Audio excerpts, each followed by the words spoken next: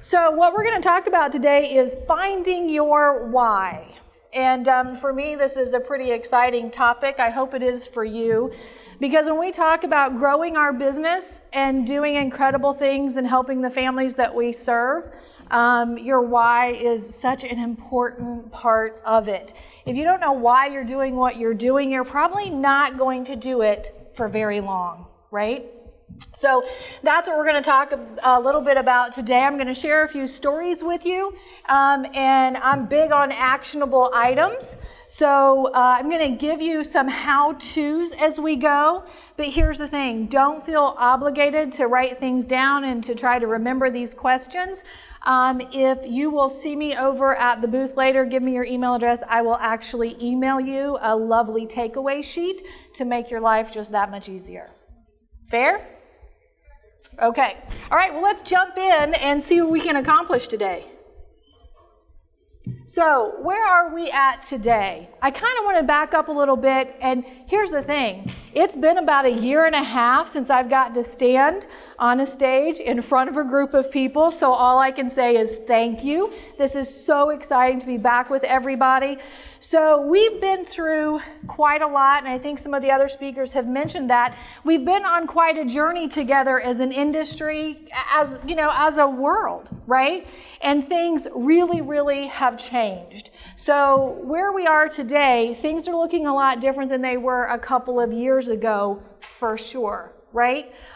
Just the fact that we're able to get back together and spend time face to face, that also happened with the families that you serve. You weren't able to spend a lot of time standing face to face with them, and you had to find some new ways to accomplish that.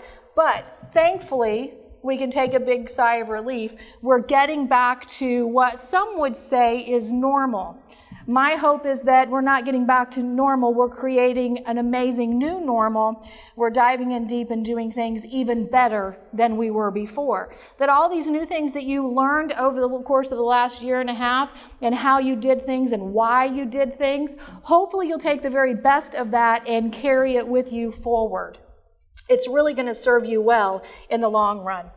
So what is different now?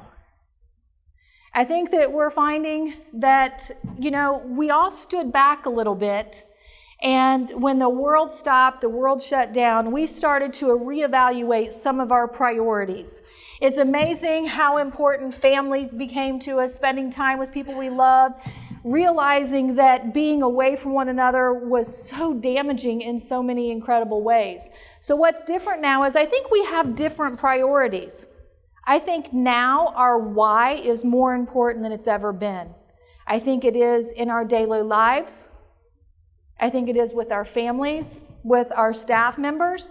We've all been through a lot collectively with our staffs, and hopefully it has deepened some relationships, and understanding why can take that even further. So there are some big things that are absolutely different now, but I hope that one of the things isn't for you. And I've talked to a lot of people. I cover Virginia, East Tennessee. By the way, I learned not to call it Eastern Tennessee. It is East Tennessee. So East Tennessee, Virginia, and North Carolina. And some of the folks that I talk to on a regular basis are saying, listen, it's been quite the roller coaster. And we've been busy, which we love, right? We love that we've been busy serving families and taking care of them. But we're getting tired, right? We all need just a little break because it's been a lot, right? And this is what I would say. If that's where you are and you're thinking about quitting, remember why you started. It'll serve you well. So what are you doing differently today to serve your families? How many of you learned how to do arrangements via Zoom? Right? I will tell you what, before all this, I could do Zoom okay, but I can do a mean training on Zoom now, right? If you want to learn how to design a memorial via Zoom and to do that with your family, I'm your gal, right? I've had to do so many of those. What's also some different things is you had to learn ways to get documents signed, right? Because you couldn't always do them face to face. You also had to find new ways to connect to your customers, to the families that you serve, right? And there's been a multitude of ways that we've done that. So just stop and think for a second, what are you doing differently today than you were doing a year and a half ago? Just think of some of those things that you might have changed in the way that you do business. So what's not different? Well, fortunately, families needing you to care is not different. That's not changed. When you think of all those things that you've changed in your business, right, in the last year and a half, the one thing that absolutely has not changed is that your families need you to care about them. Your families need you to be really, really good at what you're doing, and your families need you to not only care about them, but to care about what you do and why you do it. So Maya Angelou said, have a purpose to your life. Purpose does not mean just having a job. So if you're showing up to work and it's just a job, you don't really have a life. But there has to be a sense of purpose, and finding a sense of purpose is really understanding your why. So have a purpose to your life. Purpose does not mean having a job. You can have a job and still be unfulfilled. So we're going to work the next few minutes to motivate you back to your why and to help you understand why it's important. So Simon Sinek said it beautifully. If you've ever done any reading on finding your why, you've probably heard his name. People don't buy what you do, they buy why you do it. So let me jump into my personal why. So I've had a couple in my career in funeral services and in cemetery services. Before I joined Cold Spring, I was managing cemeteries and working in funeral homes and pre-need and managing teams. So I know that side of what we do. So there was a day when I was saying, why on earth is it important for families to pre-plan? Like like a salesperson, I can't sell you something I don't believe in, right?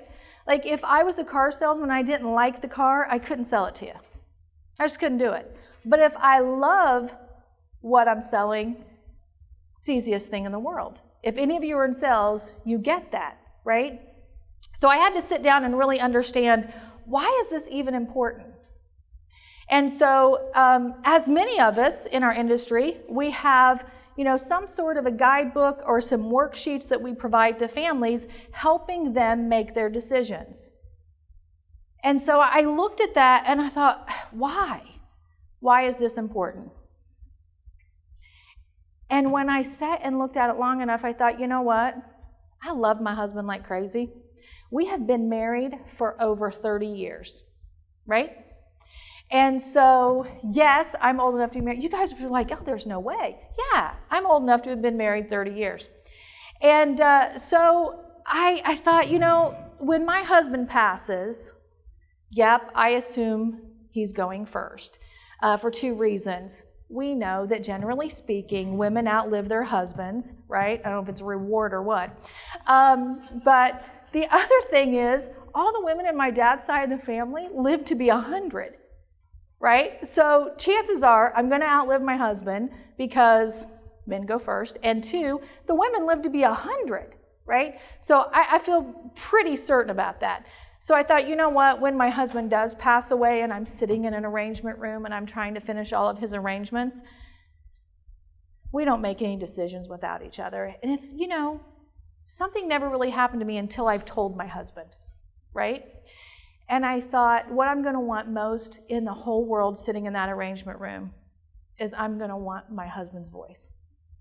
And having filled out those worksheets and sharing with me what he really wanted is the same as having my husband's voice in the time I will need it the most. And that was, for me, understanding why I personally felt like it was important for people to pre-plan and to make their decisions known.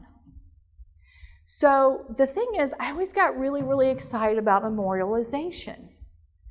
And for me, like you heard, I do believe that a person dies twice. And it's an old military tradition. If you've ever watched them placing flags at Arlington, our military are taught to read the person's name out loud, because they really do believe that a person dies twice. The first time is when they leave this earth, and the second time is the last time someone ever whispers their name. And to keep their memory alive, that memorial does that. So why memorialization is so incredibly important to me. My personal story is this. So my dad passed away 43 years ago. So I was 7 years old. It was a couple weeks before my 8th birthday. And then several years later, oh my gosh, it's been 17 years now, I guess, since my mom passed. So I have lost both of my parents. And so I've been going to a cemetery my whole life. If you say, hey, Hannah, where's home? I don't have a house I grew up in. I will take you through a little bitty town in Indiana, out down a country road, and I'm going to turn right into the cemetery on a gravel road. I'm going to take the left. I'm going to go to the old-fashioned pump water spigot to the tree 3 rows back. That's my home. That's what I consider home, because that's probably where I've spent most of my time. And that's where I've spent my time talking to my mom and my dad. So it's one of those things that when I go stand at that memorial, it does something for me. So I told you I'd been married for 31 years. Several years ago, gosh, we would have been married more than 20 years. And my husband, I told my husband, I'm going to go out to the cemetery. And he said, you know, you've never taken me with you. How is that possible? He said, I've never gone with you to the cemetery. I've never seen where your parents are. You always go alone. Now, I just told you that this is a person that I share everything with, and nothing really happens to me until I share it with him. And we'd been married for more than 20 years, and there's this huge spot in my life that I had kept private, and it was my mom and dad's memorial. And so I asked him, I said, with a lump in my throat, I said, do you want to go with me? And hoping he'd kind of say no. And he said, yeah. So we went down the country road, turned right onto the white gravel road, took the left to the old-fashioned water pump, to the tree 3 rows back. And I stood there for the first time in my life with my husband, where my mom and my dad are. And I've been having conversations there since I was 7. And my husband had his very first conversation there.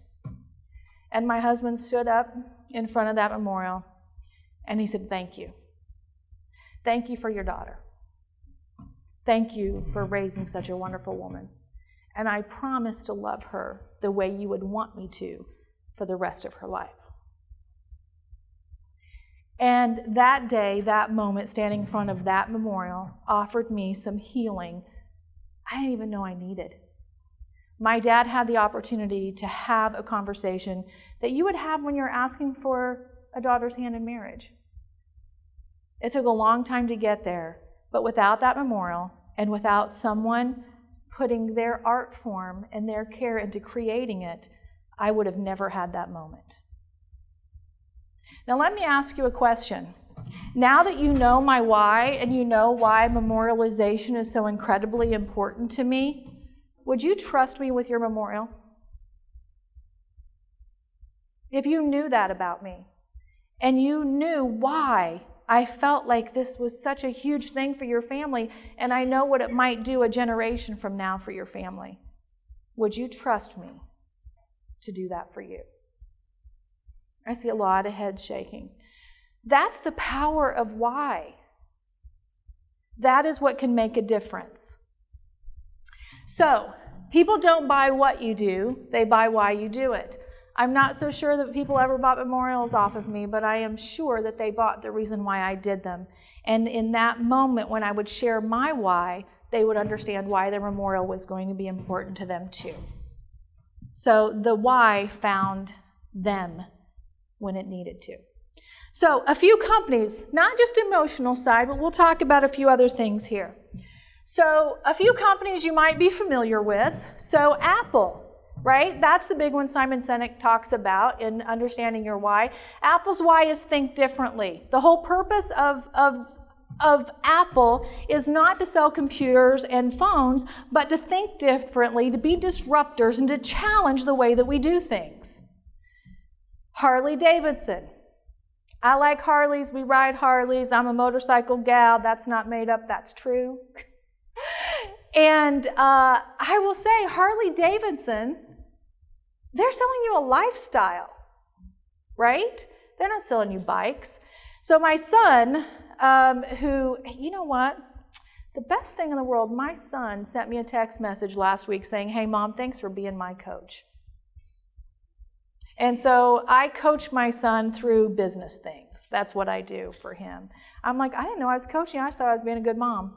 But he decided to get a job at a Harley shop while he was going through college. His reason, so he could get a good discount on a Harley. Okay? Smart kid. And so he called me one day and he said, Mom, we don't have any black Harleys left. I can't sell any bikes. And I'm like, what? He's like, we don't have any black Harleys. We're out of stock of black Harleys. We don't have any more coming in right now. I got all these other colors. And no one, like, we're not moving bikes. I'm like, oh, that's funny, son. You think you sell motorcycles?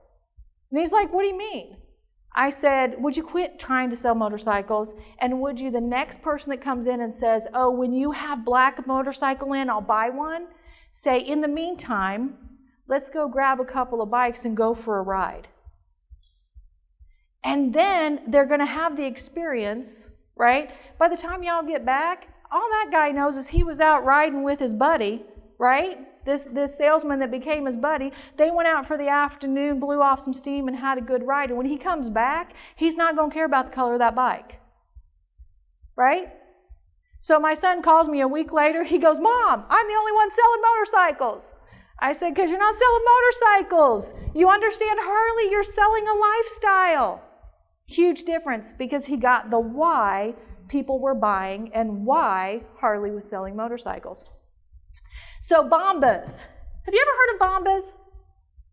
So Bombas is a sock company. And so here's the deal. I will pay extra for socks, right? Let me tell you something. If you understand someone's why, money is less of an issue. I don't care how much it costs if I understand why you're doing what you're doing. Would anybody like for their customers to say the price isn't the issue? Because I'd be like all for that. Like if you said, you know what, I don't care how much it costs. Okay, those are my people. Those are my people, right? Cold Spring sells private estates. Those are my people. So Bombas sells socks. I will pay twice as much for a pair of socks from Bombas than anywhere else. And I'm totally comfortable with that. Why? Because every pair of socks that they sell, they give a pair to a homeless person. Right? So I will be glad to pay them twice as much for socks because I know their why. Now, NASA. What's NASA selling? Nothing. The reason I bring up NASA is back in the 1960s, there's a story about a gentleman that was out digging ditches at NASA. And somebody came up to them, a reporter, and said, tell me, sir, what are you doing here? And he said, I'm helping put a man on the moon. He was digging ditches at NASA.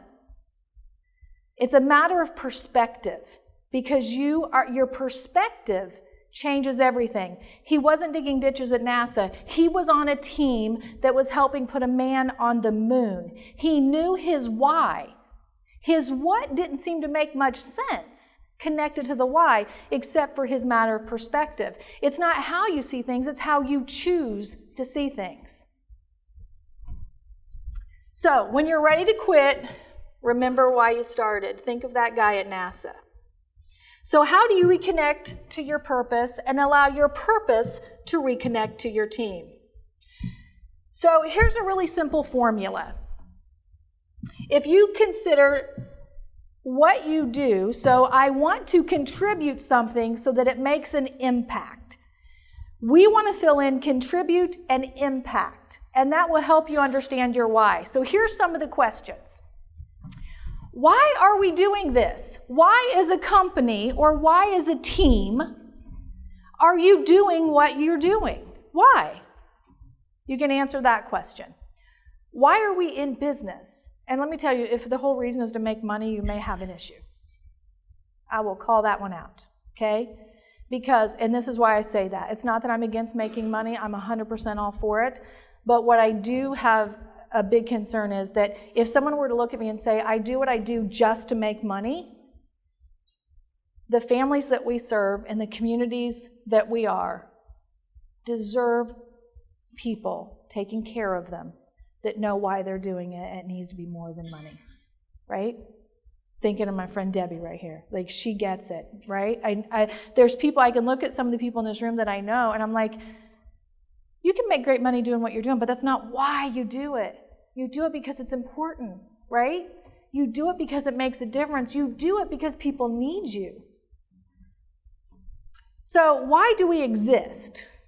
Why are we who we are today? Why is your business who it is today?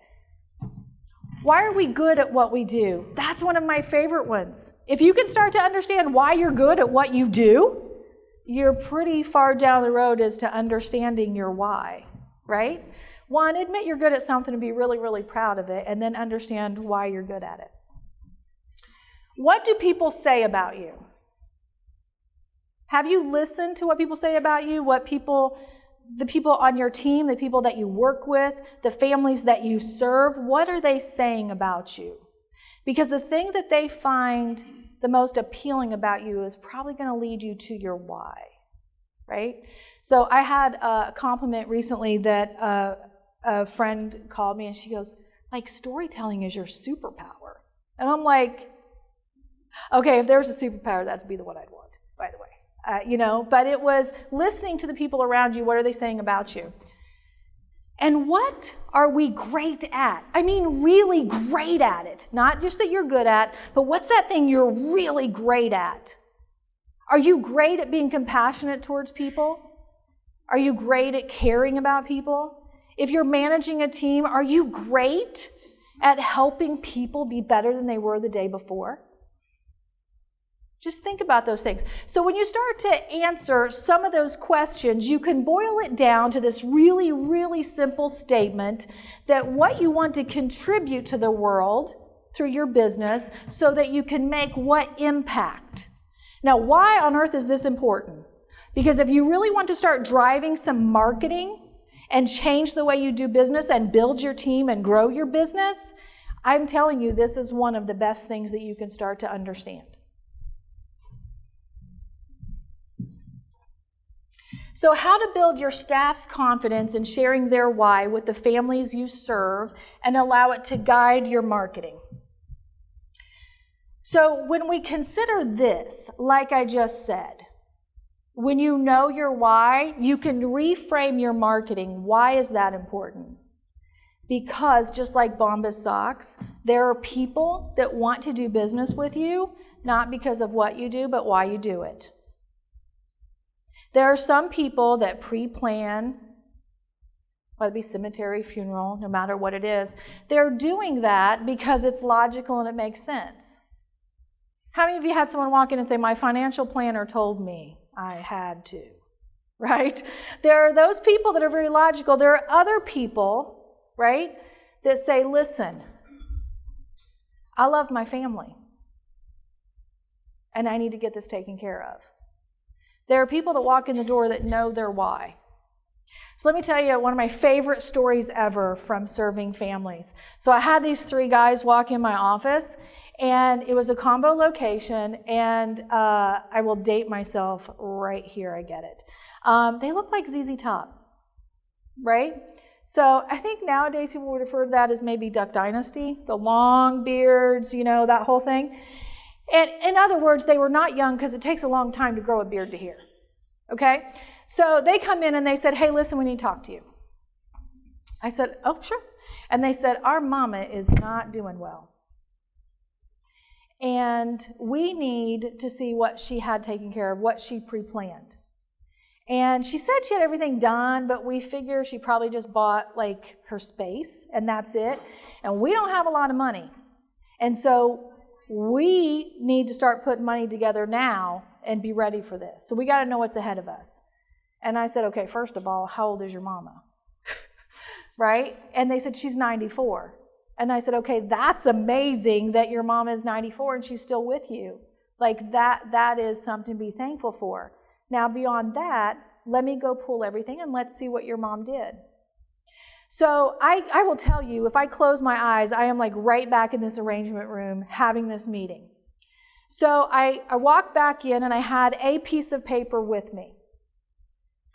And they were like sweating bullets. They were like, oh my gosh, what's it going to be? How much is it going to be? Oh my gosh.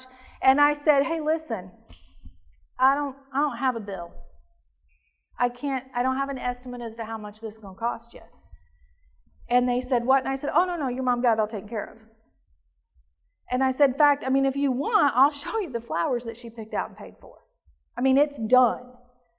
Like, all you have to do is come in and decide on some dates. And I said, but I do have a piece of paper for you if you want it. And they said, okay, what is that? I said, well, it's a letter from your mom. And they said, what? I said, yeah, your mom put a letter in the file for you. And it was when you came to make your mom's arrangements, you were going to get this. I can either put it back in the file and you can have it then, or if you want, I can give it to you now. And they thought about it, and they said, okay, we'd like the letter. I said, okay. And I both was amazed by this. Boy, this secured my why, right? And fell in love with this woman in like an instant. And it said, to my kids, I told you I took care of everything. Okay, now seriously, guys. So you go in to make your loved one's arrangements and you get an I told you so from your mom? Right? So it said, I told you I took care of everything. And I'm not kidding, the next sentence was, I've been taking care of you your entire lives. Did you really think I was going to stop now?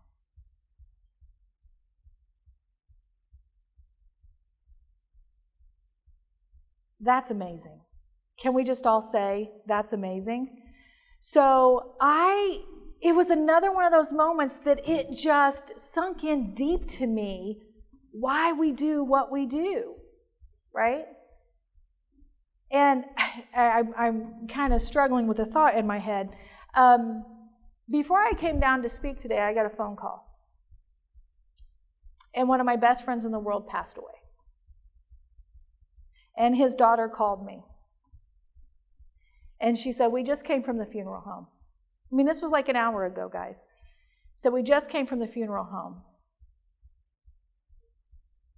And all we had to do was pick a date because Daddy had everything done. Do you know how good that made me feel? And they said, it's hard to be mad. It's hard to be mad. It's hard to be sad because we know how excited Daddy was. Right? And so it is when you know those things and you realize that if you will make sure that your marketing matches your why, because if the people in your community understand your why you're in business and why you're doing what you're doing, I'm telling you, they'll beat down your door.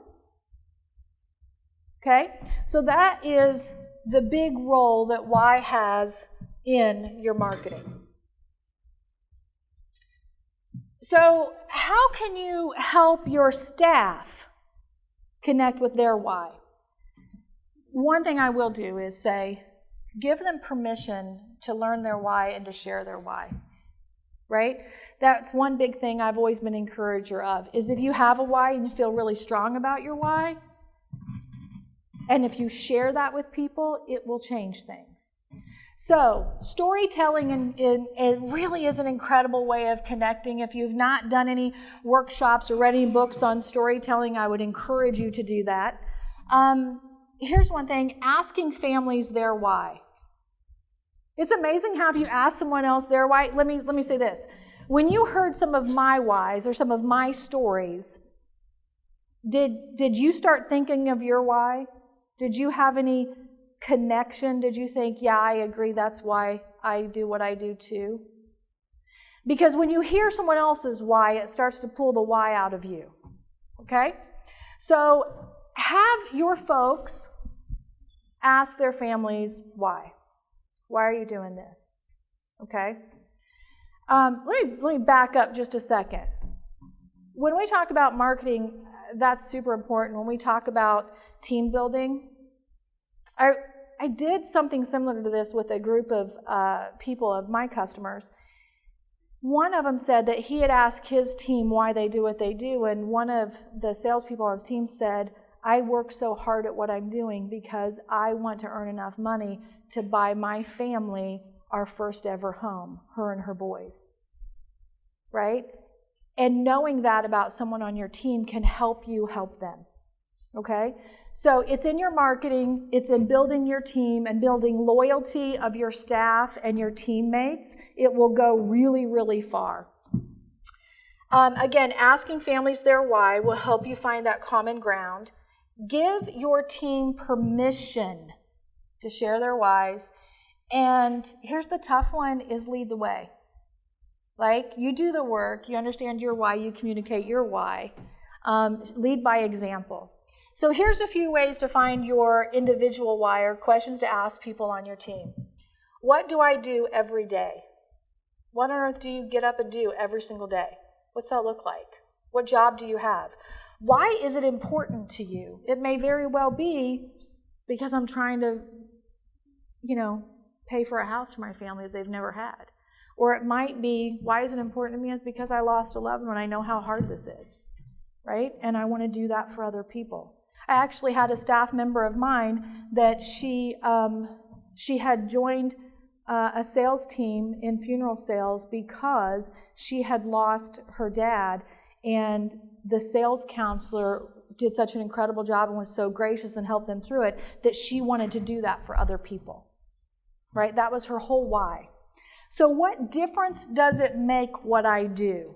If you don't know what difference you're making in the world, it's a good place to sit down and think about it. Is if you're spending 40, 50, 60 hours a week that you're doing something, right?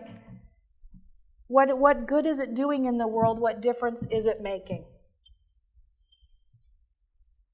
Okay, so this is probably my very favorite slide, believe it or not, the synergy of why. So when we talk about synergy, we talk about taking more than one part, more than one piece, more than one person, a combination, putting them together, and somehow they're better together than they were apart. So you get this synergy effect. And here is the magic, I promise you. So when you take your customer why, your staff why, and your company why, and you put them all together. Okay, can I just take a second here and go, I spent a lot of time rearranging this graph so that it would actually make a Y. Okay? Do y'all see it though, right? Okay, just making sure. Because that thing was all the other way at first. So I needed just a little credit right there. Okay, so when we take our company why and we take our staff why as our foundation pieces, and we can connect it to our customers why, there's this spot right there in the middle that is a crossroads that we stand out. That is where the magic truly happens. So when I understand your why, I join your team. When you care about my why, you join my team. And when our why connects to our customer's why, it is absolute magic. That is why you need to find your why. So there's this synergy that happens when it all comes together that is better than it was separately. So knowing your why, super cool, right? Knowing your company's why, fantastic. Using it in your marketing, that's cool too, right? But when you take those two and you pair them together and you connect with a family in your community and you get their why, I'm telling you, it'll be like sitting in that arrangement room for me that if I close my eyes, I'm right back there with that family because it was such an important moment. You'll have more of those moments. So that's what we have for you today. And like I said, if you have any questions, me and the Cold Spring team will be over at the booth. They can answer all the same questions I can. We're in this together. We're a team that way. And if you would like to have a handout of the information that you saw, then come over and give us your email address, and I'll make sure that I personally send you an email with the handout, because if you didn't write down the questions, totally fine. We'll supply them to you anyway. Okay? Thank you so much.